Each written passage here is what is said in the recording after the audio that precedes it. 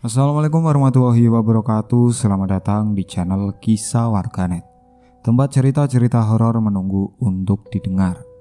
Sebelum kita mulai, mari berdoa menurut keyakinan masing-masing.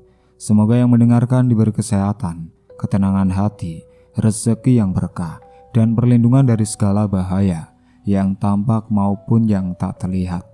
Amin. Satu hal lagi, jangan lupa tekan tombol subscribe, nyalakan loncengnya. Bantu like dan share supaya kamu gak ketinggalan kisah-kisah terbaru dari Kisah Warganet. Inilah cerita kali ini, Susuk Pengasihan. Seperti apa ceritanya? Tanpa banyak basa-basi lagi, mari kita masuk ke ceritanya.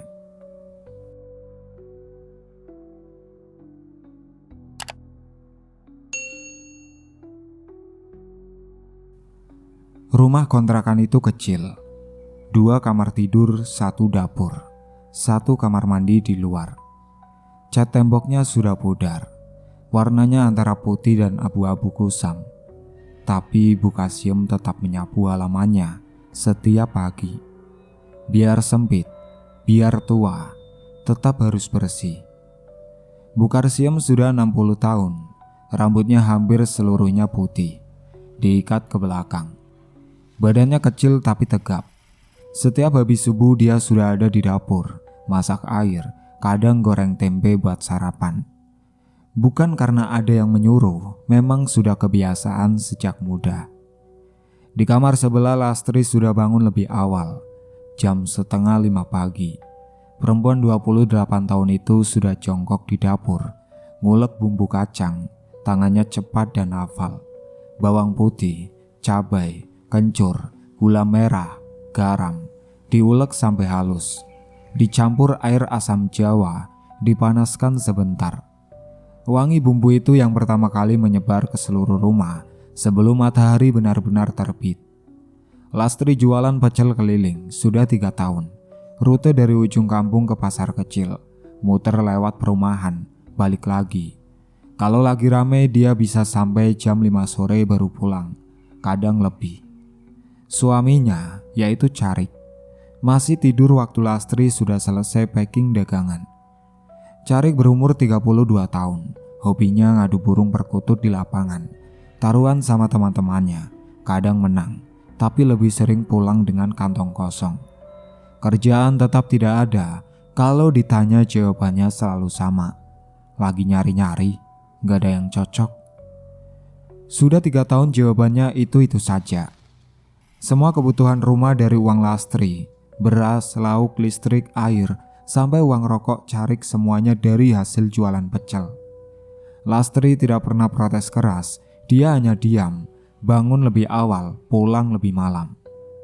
Suatu sore, pada asar, Bu Kasyem pamit mau ke pengajian. Dia sudah memegang tas kecil di tangannya. Carik yang waktu itu sedang rebahan di ruang tamu langsung menyeletuk. "Ngapain sih ngaji terus, Bu? Tiap sore pasti ke sana." Bu Kasyem berhenti sebentar. Dia menoleh ke anaknya. Tidak marah, tidak kesal. Suaranya tetap pelan. "Justru karena ibu sudah tua, makanya ibu ke pengajian, cari bekal." "Bekal akhirat? Ibu mikir akhirat terus? Gimana dunianya?" "Dunia ibu ya ini, sudah cukup," jawab Bu Kasyem singkat, lalu melangkah keluar. Carik mendengus. Dia balik rebahan, matanya menatap langit-langit. Lastri yang dari tadi ada di dapur berpura-pura tidak dengar. Dia melanjutkan mencuci piring.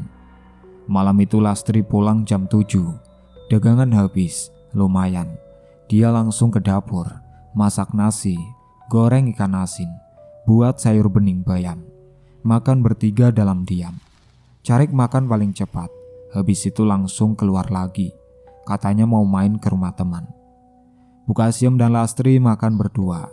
Mereka tidak banyak mengobrol, tapi Bu Kasyem sempat bilang pelan, "Makasih ya Lastri, sudah capek-capek masak." Lastri hanya tersenyum kecil. "Biasa, Bu."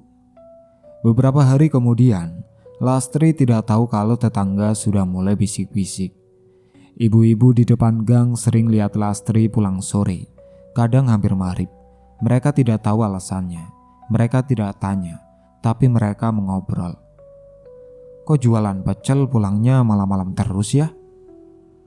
Iya, suaminya juga jarang kelihatan, entah kemana. Ya namanya juga perempuan, kalau suaminya nggak tegas. Omongan tetangga itu memang tidak sampai ke telinga Lastri. Tapi masalah yang lebih nyata datang tidak lama setelah itu. Suatu pagi, waktu Lastri sudah siap dorong gerobak ke pertigaan, dia lihat ada gerobak lain sudah berdiri di sana. Lebih baru, catnya merah muda, terpal plastiknya masih kinclong. Di balik gerobak itu berdiri seorang perempuan muda, rapi, pakai celemek biru, rambutnya diikat ke belakang. Wartini, umur 25 tahun. Lastri tidak kenal dia sebelumnya. Lastri tidak langsung khawatir. Dia pikir pembeli banyak, rezeki bisa dibagi. Ditaruh gerobaknya seperti biasa, buka lapak, siapin piring dan plastik, tunggu pembeli. Tapi yang terjadi tidak seperti yang dia bayangkan. Sejak jam 6 pagi, orang-orang sudah kerumun di depan gerobak Wartini. Bukan kerumunan biasa, mereka mengantri. 5 orang, 8 orang, sampai 12 orang. Wartini melayani dengan senyum, tangannya cekatan, ngomongnya ramah, bumbunya ditaruh banyak, tampilan pecelnya rapi. Lalu gimana dagangan Lastri? Dagangan dia sepi.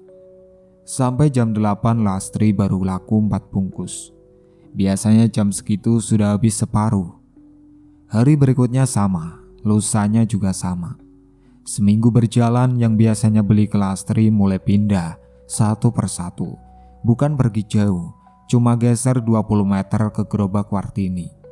Mas Gendro yang paling terasa, dia pelanggan tetap Lastri. Beli 2 bungkus setiap pagi. Sudah berlangsung lebih dari setahun. Tapi Jumat pagi itu, Lastri lihat dia jalan melewatinya begitu saja. Langsung berhenti di depan Wartini. Lastri diam, tapi matanya mengikuti terus. Mas Gendro mengobrol sebentar sama Wartini, ketawa kecil, lalu pergi bawa 2 bungkus pecel. Pas lewat Lastri, dia baru sadar. Oh Lastri, maaf ya, pecel Wartini rasanya beda. Enak, gurih, bumbunya medok. Aku coba dulu. Iya, gak apa-apa mas, silakan, jawab Lastri. Bibirnya tersenyum, tapi tangannya menggenggam plastik lebih erat dari biasanya. Pendapatannya turun terus, dari yang biasanya bawa pulang 200.000 sehari, minggu itu cuma dapat 50.000, bahkan pernah 40.000. Malam itu Carik duduk di ruang tamu, hitung uang yang Lastri setor. Ini berapa Lastri? 50.000 doang. Iya mas, lagi sepi. Sepi gimana? Kamu jualan dari pagi sampai sore, hasilnya segini. Ada pedagang baru di pertigaan, namanya Wartini. Orang-orang pada beli ke sana. Carik letakkan uang itu ke meja dengan keras. Terus, kamu diem aja, gak coba lebih keras? Sudah mas, sudah usaha. Usaha apanya? Besok jualan lebih pagi, kasih bumbu lebih banyak.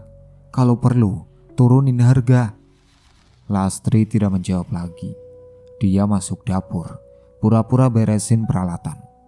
Malam itu dia duduk sendirian di dapur setelah semua orang tidur. Pikirannya tidak bisa diam. Dagangan sama, bumbu hampir sama, harga sama, rute sama. Tapi Wartini laris luar biasa dari hari pertama. Orang-orang bilang rasanya beda, bikin nagih, enak banget. Lastri tidak habis pikir, apa yang berbeda dari Wartini? Pertanyaan itu tidak terjawab malam itu. Lastri tidur dengan pikiran penuh, bangun dengan mata yang belum benar-benar istirahat. 2 hari berikutnya dia coba variasi bumbu, cabenya ditambah, kencurnya dikurangi. Hasilnya tetap sepi. Pembeli yang datang paling banyak 5 orang, lalu berhenti. Dari kejauhan antrian di gerobak Wartini masih panjang seperti biasa. Kamis siang waktu Lastri lagi beresin gerobak di teras, Mas Karto datang. Mas Karto umur 50 tahun, Tetangga 3 rumah dari kontrakan Lastri. Badannya gemuk, kulitnya coklat gelap, rambutnya sudah tipis di bagian atas. Dia dikenal sebagai orang yang selalu tahu urusan orang lain, tapi jarang punya urusan sendiri yang jelas. Kerjanya serabutan, tapi waktu luangnya banyak. Dia duduk di tepi teras tanpa dipersilakan. Sudah biasa. Sepi ya, Tri. Dagangan hari ini gimana? Lumayan, Mas. Jawab Lastri singkat. Mas Karto mengangguk pelan, tapi senyumnya miring. Dia tahu jawaban itu tidak jujur. Aku tanya serius, Tri. Kamu tahu nggak kenapa Wartini bisa selaris itu dari hari pertama? Lastri berhenti beresin gerobak. Dia melirik Mas Karto sebentar. Nggak tahu, mungkin bumbunya enak. Mas Karto celingukan kiri kanan. Tidak ada orang. Dia geser duduknya lebih dekat. Suaranya diturunkan. Kata orang-orang, Wartini pakai susuk pengasihan biar dagangannya laris. Banyak ibu-ibu pedagang yang pakai cara itu sekarang. Lastri mengerutkan dahi. Susuk? Iya, susuk jarum emas dipasang ke tubuh. Katanya bikin orang-orang yang beli jadi ketagihan. Gak sadar kenapa mereka mau balik terus. Kamu mau aku anterin nemuin Mbah Gempol? Dia orang pinter di ujung kampung. Banyak yang sudah kesana. Dagangannya langsung laris. Lastri diam. Dia tidak langsung menjawab. Sejak kecil dia tahu itu bukan sesuatu yang baik. Ibunya dulu sering bilang minta tolong ke dukun itu sama saja membuka pintu yang harusnya tertutup. Lastri juga masih ingat pelajaran mengaji waktu kecil. Hal seperti itu dilarang. Tapi kemudian dia ingat wajah Carik semalam yang melempar uang 50.000 ke meja. Dia ingat Bu Karsiem 3 hari lalu makan hanya dengan tempe dan nasi karena lauk memang tidak ada. Mertuanya itu tidak mengeluh, tidak minta apa-apa. Tapi Lastri tahu. Dia ingat dirinya sendiri yang bangun sebelum subuh, tidur setelah Isya, dan hasilnya makin hari makin tipis. Pasang susuk ke Mbah Gempol itu mahal ya, Mas? Mas Karto mengangkat bahu. Maharnya biasanya 1 juta, tapi bisa dinego. Uang saya cuma 300.000, Mas. Coba saja dulu, aku temenin. Nanti malam, biar nggak ada yang lihat. Lastri menarik nafas panjang. Tangannya masih memegang tali gerobak. Dia tidak tahu langsung iya, tidak langsung menolak. Yang ada di pikirannya saat itu bukan soal takut atau tidak, tapi soal berapa lama lagi dia bisa bertahan kalau kondisi ini terus berjalan. Seminggu lagi, 2 minggu, dan setelah itu apa? Jam berapa, Mas? Jam 9 malam, aku jemput. Lastri mengangguk pelan. 1 kali, singkat. Malam itu Lastri makan malam seperti biasa. Tidak ada yang berbeda dari sikapnya. Dia cuci piring, beresin dapur, pamit tidur ke Bu Karsiem. Carik sudah keluar sejak sore sebelum pulang. Jam 8 lewat, Lastri keluar pelan di kamarnya. Pintu depan dia buka perlahan. Mas Karto sudah berdiri di luar, pegang senter kecil. Mereka jalan kaki, tidak ada obrolan panjang. Mas Karto cuma bilang, masih jauh sedikit, lewat belakang kampung. Jalan yang mereka lewati makin lama makin sepi. Lampu rumah warga sudah banyak yang mati. Suara jangkrik dari sawah di sebelah kanan terdengar pelan. Udara malam terasa lebih dingin dari biasanya. Rumah Mbah Gempol berdiri di ujung jalan tanah, persis di pinggir sawah. Bangunannya kecil, temboknya dari bata merah yang sebagian sudah terkelupas. Tidak ada lampu di luar, satu-satunya cahaya dari dalam tembus lewat celah jendela yang tidak tertutup rapat. Cahaya kuning kecoklatan dari lampu minyak. Mas Karto ketuk pintu 2 kali. Pintu terbuka dari dalam. Tidak ada yang membuka. Bergerak sendiri karena tidak terkunci rapat, dan angin dari sawah mendorong dari belakang. Di dalam, Mbah Gempol duduk di kursi bambu menghadap pintu. Laki-laki tua 70 tahun, tubuhnya kurus dan bungkuk. Rambutnya putih semua, pendek tidak rapi. Kulitnya keriput dalam. Di tangannya ada rokok yang tinggal setengah. Di sampingnya, di atas meja kayu kecil, dupa menyala. Asapnya tipis mengapung ke atas. Dia tidak kaget melihat mereka masuk, seperti sudah tahu. Mau pasang susuk pengasih? Suaranya serak, rendah. Dia tidak menoleh, matanya ke arah dupa. Iya mbah, jawab Mas Karto. Maharnya 1 juta. Lastri maju selangkah. Mbah, uang saya cuma 300.000, tidak ada lebih. Mbah Gempol baru menoleh, matanya sayu, tapi tatapannya tajam. Dia pandangi Lastri dari atas ke bawah, lama. Perhiasan yang kamu pakai, cincin sama antingnya, ditambah 300.000. Lastri raba jarinya, cincin emas tipis, pemberian ibunya sebelum meninggal. Antingnya juga emas kecil, pasangan dari cincin itu. Dua-duanya satu-satunya yang tersisa dari ibunya. Dia lepas keduanya, taruh di telapak tangan Mbah Gempol. Mbah Gempol simpan di saku bajunya tanpa diperiksa. Dari laci meja dia keluarkan kotak kayu kecil berukir. Dibuka perlahan. Di dalamnya berbaring di atas kain merah sebuah jarum emas kecil, ujungnya runcing. Di bawah cahaya lampu minyak, warnanya berkilau pelan. Ini pasang di ubun-ubun. Sakitnya luar biasa, tapi harus ditahan. Jangan bergerak. Suara Mbah Gempol datar, seperti menjelaskan hal biasa. Satu lagi yang harus kamu ingat. Susuk ini ada penjaganya, jin yang dititipi. Selama susuk ada di tempatnya, penjaga itu tenang. Tapi kalau susuk dicopot paksa tanpa ritual, dia murka, minta tumbal. Cara copot yang benar gimana, Mbah? Harus lewat saya, ada ritualnya. Jangan sampai orang lain yang copot, paham? Lastri mengangguk. Mbah Gempol mulai membaca mantra, kata-katanya cepat, tidak jelas, diulang-ulang. Tangannya perlahan mengangkat jarum, mendekatkan ke ubun-ubun Lastri. Lastri menjerit pendek, sakitnya seperti ditusuk benda panas langsung ke dalam kepala. Penglihatannya sedikit menjadi putih, darah mengucur tipis, mengalir ke kening. Mbah Gempol langsung oleskan minyak hitam ke bekas tusukan dengan jarinya. Sudah, pulang. Besok jualan seperti biasa. Mas Karto menopang Lastri berdiri, kakinya lemas. Mereka keluar tanpa banyak bicara. Perjalanan pulang terasa lebih panjang. Istri tidak banyak ngomong, kepalanya masih berdenyut. Sampai di rumah, Carik ternyata sudah pulang. Dia duduk di ruang tamu, mukanya masam. Dari mana? Tadi ada pembeli minta antar pesanan, Mas. Jauh sedikit, jawab Lastri. Carik tidak tanya lagi. Dia masuk kamar. Lastri duduk sebentar di kursi dapur. Tangannya memegang kepalanya pelan.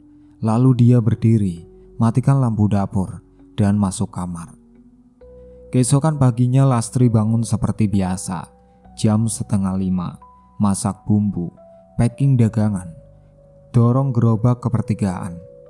Kepalanya masih sedikit berdenyut di bagian ubun-ubun, tapi tidak separah semalam. Yang berbeda, dia sendiri tidak tahu kenapa badannya terasa ringan. Langkahnya lebih enteng dari biasanya, seperti beban yang kemarin menempel di pundak tiba-tiba berkurang. Jam 6 pagi pembeli pertama datang, Mas Gendro. Lastri kaku sebentar. Dia pikir Mas Gendro akan jalan terus ke gerobak Wartini seperti biasanya. Tapi Mas Gendro justru berhenti tepat di depan gerobaknya. Lastri, pecelmu ada apanya ini? Aku tadi niat mau ke sana. Dia menunjuk gerobak Wartini. Tapi kaki ini malah belok ke sini sendiri. Aneh. Lastri hanya tersenyum. Mau berapa bungkus, Mas? 2. 3 sekalian. Tidak sampai sejam pembeli lain mulai berdatangan. Bukan 1-2, tapi terus. Mas Wiryo yang sudah seminggu tidak pernah mampir tiba-tiba beli 4 bungkus sekaligus. "Lastri, serius? Ini enak banget. Padahal aku tadi baru makan. Tapi lihat gerobakmu kok ngidam." Antrian mulai terbentuk. 5 orang, 8 orang. Lastri melayani dengan cepat. Tangannya tidak berhenti. Di seberang gerobak Wartini sepi. Wartini berdiri sambil sesekali lirik ke arah Lastri, tapi tidak berkomentar apa-apa. Hari itu Lastri pulang jam 4 sore. Dagangan habis total. Uang di kantongnya 350.000. Carik yang biasanya cuek langsung duduk tegak waktu lihat Lastri menghitung uang di meja. "Nah gitu dong, ini baru namanya jualan." Dia ambil sebagian uang itu, memasukkan ke sakunya. "Besok tambah porsi, tambah jam jualannya." Lastri tidak menjawab, dia masuk kamar. Minggu pertama berjalan seperti itu. Makin hari makin ramai, makin hari Carik makin senang. Dia tidak pernah tanya kenapa tiba-tiba laris, yang penting uang masuk. Tapi Bukarsiem mulai memperhatikan hal lain. Lastri tidak sholat maghrib, sudah 3 hari. Bukarsiem lihat sendiri, waktu masuk waktu sholat, Lastri langsung rebahan di kamar. Bukan karena sakit, bukan karena tidak tahu waktunya, dia hanya diam dan tidur. Suatu malam Bukarsiem mengetuk pintu kamar Lastri pelan. "Lastri, kamu baik-baik saja? Ibu lihat kamu akhir-akhir ini beda." Lastri membuka pintu, matanya mengantuk, mukanya datar. "Beda gimana, Bu? Saya cuma capek." "Bukan cuma capek, Ibu rasa kamu sekarang jarang mengobrol, jarang sholat, pulang langsung tidur. Ada apa?" "Udah Bu, gak usah ikut campur urusan saya. Ibu istirahat aja." Pintu ditutup. Bukarsiem berdiri diam di depan pintu itu beberapa detik, lalu balik ke kamarnya. Malam itu dia sholat lebih lama dari biasanya. 2 minggu setelah susuk dipasang, kejadian pertama muncul. Waktu ronda malam, Mas Gendro tiba-tiba berhenti di pinggir jalan. Teman rondanya heran karena dia diam terlalu lama. "Gendro, kenapa?" Mas Gendro tidak menjawab. Matanya terbuka tapi kosong. Bibirnya bergerak pelan. Telinganya menangkap nama yang dia ucapkan. "Lastri, Lastri." Dia mulai teriak-teriak tidak jelas. Badannya oleng. 4 orang menahan tubuhnya yang tiba-tiba kaku. Semalam suntuk dia mengigo nama yang sama. 3 hari kemudian Mas Wiryo berdiri di depan tembok kosong pasar, bicara sendiri. Istrinya yang kebetulan lewat langsung menarik lengannya. "Wiryo, kamu ngomong sama siapa sih?" Mas Wiryo menoleh pelan, senyumnya aneh, matanya tidak fokus. "Sama Lastri." Dia berdiri di situ, pakai baju hijau. Di depan mereka tidak ada siapa-siapa, hanya tembok putih kosong. Kejadian Mas Wiryo bicara sendiri di pasar itu tidak bisa ditutupi lama. Istrinya cerita ke tetangga, tetangga cerita ke ibu-ibu yang lain. Dalam 2 hari semua yang perlu tahu sudah tahu. Yang membuat situasi makin serius, Pak Dirjo ikut kena. Pak Dirjo berusia 45 tahun, mantan tentara. Posturnya tegap, suaranya biasa tegas. Tapi sore itu di warung Buminten, dia tiba-tiba diam di tengah kalimat. Tangannya melepas gelas kopinya, kepalanya menunduk. Lalu dia angkat kepala, dan suaranya keluar beda, lebih berat, lebih tua, serak, tidak wajar. "Susuku, kembalikan susuku." Buminten mundur. 2 orang yang duduk di sana langsung berdiri. "Pak RT, ini suara siapa?" tanya Buminten. Pak Dirjo menoleh pelan. Matanya merah. "Bukan suaraku. Ini penjaga susuk. Dia minta susuknya dikembalikan." Malam itu Bu Parti, istri Pak Dirjo, kumpulkan istri-istri lain di rumahnya. Istri Mas Gendro, istri Mas Wiryo, dan Bukarsiem ikut duduk. "Ini pasti susuk. suami-suami kita kena efeknya. Harus dicopot, kata Bu Parti. Bu Karsiem diam mendengarkan. Dalam hatinya dia tahu ada yang tidak beres dengan Lastri. Sejak beberapa minggu terakhir, dia tidak sanggup menolak waktu Bu Parti minta bantuannya. Rencananya sederhana. Lastri dipanggil ke rumah Pak Dirjo dengan alasan Pak Dirjo kambuh parah. Butuh orang yang mau bantu doakan. Mereka sudah siapkan pinset dari rumah. Malam berikutnya Bu Karsiem sendiri yang ketuk pintu kamar Lastri. Lastri, Pak Dirjo kambuh lagi. Bu Parti minta tolong kamu ke sana sebentar. Katanya butuh ditemani. Lastri tidak curiga. Dia ikut tanpa banyak tanya. Sampai di rumah Pak Dirjo, ruang tamunya remang. Bu Parti menyuruh Lastri duduk di kursi tengah. Lastri duduk. Pintu langsung ditutup dari belakang. Sebelum Lastri sempat bereaksi, Bu Parti sudah pegang kepalanya dari belakang. Dua perempuan lain menahan kedua tangannya. "Lepas, kalian ngapain?" teriak Lastri. "Diam, ini demi kamu juga," kata Bu Parti. Jarinya meraba-raba di antara rambut Lastri. Tepat di ubun-ubun, ada tonjolan kecil, keras, terasa hangat waktu disentuh. "Ini dia." Pinset masuk. Lastri menjerit keras. Satu tarikan jarum emas itu keluar. Darah langsung muncrat dari ubun-ubun, mengalir deras ke kening dan pipi Lastri. Lastri langsung lemas, matanya terpejam, tubuhnya lunglai. 1 detik setelah itu angin kencang menghantam seluruh sisi rumah. Jendela bergetar, lampu di ruang tamu mati, lalu lampu di rumah sebelah, lalu seluruh kampung gelap sekaligus. Dari arah barat jauh terdengar suara tawa perempuan. Bukan suara muda, suara tua, serak, panjang. Di luar, warga yang kebetulan ada di jalan langsung berhenti. Di pohon beringin depan rumah Pak Dirjo ada sosok duduk di dahan besar. Berbalut kain putih lusuh, wajahnya menghitam, matanya membelalak ke bawah, ke arah pintu. Di tengah jalan perempuan berambut panjang sampai pinggang, berjalan bolak-balik. Gaun putihnya kumal dan kotor di bagian bawah. Dia tidak berdiri, tidak melompat, hanya berjalan pelan, maju mundur, seperti menunggu sesuatu. Di atas atap rumah Pak Dirjo makhluk besar berdiri, tingginya hampir 3 meter. Tubuhnya hitam legam, berbulu lebat, matanya merah menyala, menatap ke bawah tanpa berkedip.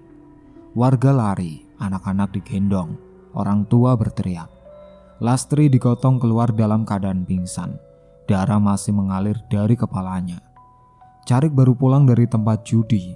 Waktu melihat kerumunan itu, dia lihat Lastri digotong, darah di wajah istrinya. Dia lihat makhluk di atap. Dia tidak lari. Dia masuk ke rumah, ambil golok, balik keluar. "Hei, kamu yang ganggu istri saya!" Dia lempar golok ke arah makhluk di atap. Golok itu mengenai genteng, mental jatuh ke tanah. Makhluk itu menoleh ke arah Carik, pelan, lalu tersenyum. Mulutnya mereka lebar sampai hampir ke telinga. Gigi-giginya runcing, rapat, berkilau. Sedetik kemudian suara gemuruh keras dari arah rumah kontrakan mereka. Bukan gempa, kayu-kayu dinding pecah dari dalam. Tiang utama patah di tengah, atapnya ambrol ke bawah, menghantam lantai dengan suara benturan yang memekakan telinga. Warga yang masih di sekitar sana langsung mundur. Carik lari ke arah rumahnya, reruntuhan masih berjatuhan. Waktu dia sampai di depan pintu yang sudah tidak berbentuk. Terlambat. Sebagian besar atap dan dinding sudah menimpa ke dalam. Lastri yang tadi digotong dan ditaruh di dekat teras ikut tertimpa reruntuhan. Carik berusaha masuk, tapi balok kayu besar jatuh tepat menimpa punggungnya. Dia tidak bangkit lagi. Api kecil berwarna biru muncul dari dalam reruntuhan. Tidak besar, tidak menjalar, cepat, tapi warnanya tidak wajar. Warga mundur jauh. Bu Karsiem berlari dari arah rumah Pak Dirjo. Dia lihat rumah kontrakan itu rata dengan tanah. Dia lihat tidak ada yang bergerak di antara puing. Lututnya langsung lemas, tubuhnya jatuh ke tanah. Warga menahan Bu Karsiem yang sudah tidak sadar. Api biru itu padam sendiri 10 menit kemudian, makhluk di pohon beringin lenyap. Perempuan berambut panjang di jalan menghilang. Makhluk besar di atap turun perlahan, lalu tidak terlihat lagi. Yang tersisa hanya reruntuhan, debu, dan sunyi. Malam itu tidak ada yang tidur nyenyak di kampung itu. Subuh sebelum azan selesai berkumandang, beberapa warga sudah berkumpul di depan reruntuhan. Mereka bawa cangkul, linggis, dan tangan kosong. Tidak ada yang menyuruh.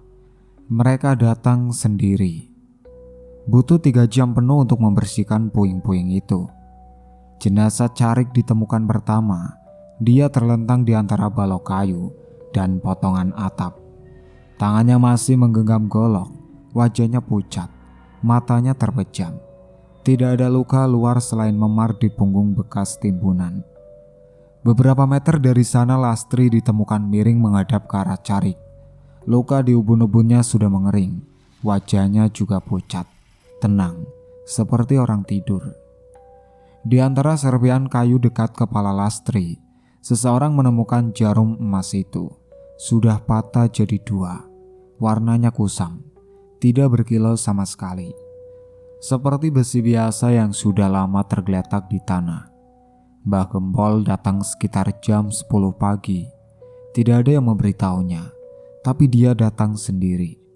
Dia berdiri di tepi reruntuhan, geleng-geleng kepala lama. Pak Dirjo yang sudah pulih mendekat.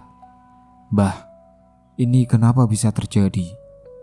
Mbah Gempol tidak langsung menjawab. Dia pandangi jarum patah yang disodorkan Pak Dirjo. Penjaganya sudah murka. Susuk dicopot paksa, tanpa ritual, tanpa seizin saya. Penjaga itu minta haknya. Nyawa pemasang susuk dan keluarganya jadi gantinya. Ini sudah konsekuensi yang saya peringatkan dari awal. Tidak ada yang menjawab, semua diam. Saya tidak bisa berbuat apa-apa sekarang. Sudah selesai dari pihak mereka.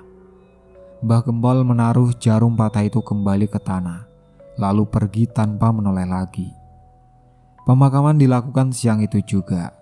Carik dan Lastri dimakamkan dalam satu liang, berdampingan.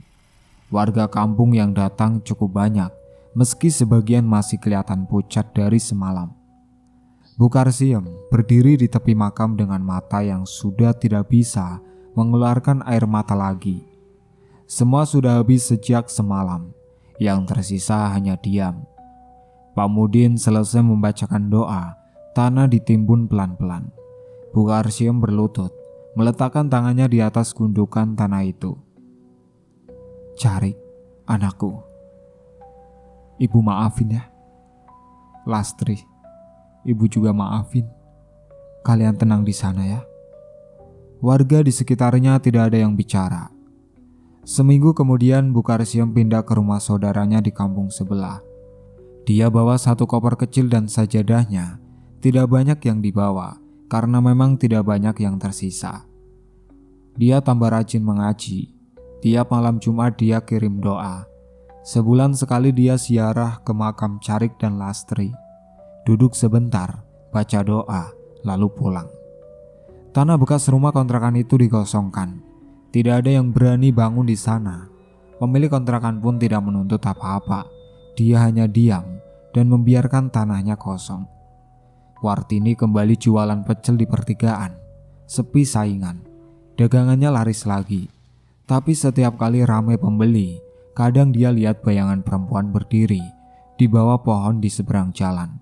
Rambut dikepang, baju daster yang sama seperti yang biasa dipakai Lastri waktu jualan. Bayangan itu tidak bergerak, hanya berdiri, lalu hilang begitu Wartini kedipkan mata. Wartini selalu baca doa pelan setiap kali itu terjadi, lalu lanjut melayani pembeli. Mas Gendro sembuh, tapi dia tidak pernah lagi beli pecel sendirian, selalu diantar istrinya, dan istrinya yang pesan. Mas Wiryo berhenti beli pecel sama sekali. Dia sekarang jualan sayur keliling, katanya lebih tenang. Pak Dirjo masih jadi ketua RT, tapi setiap malam Jumat, dia ronda sendiri keliling kampung, bawa golok dan sebotol air doa dari Bu Karsiem. Bukan karena ada yang menyuruh, tapi karena dia merasa itu tanggung jawabnya. Kadang, waktu dia lewat tanah kosong bekas rumah itu, dia lihat sosok berbalut kain putih lusuh berdiri di antara sisa pondasi. Wajahnya menghitam, matanya membelalak ke depan, tidak bergerak, tidak mendekat. Di malam yang sama kadang ada makhluk besar berbulu hitam legam berdiri di pojok tanah itu. Mata merahnya menyala pelan dalam gelap, juga diam, juga tidak mengganggu. Pak Dirjo tidak lari, dia sudah tahu mereka tidak akan maju. Dia hanya baca doa dalam hati, lanjut jalan. Tanah itu memang kosong, tapi tidak benar-benar sepi. Itulah akhir ceritanya, sekian dari saya. Wassalamualaikum warahmatullahi wabarakatuh.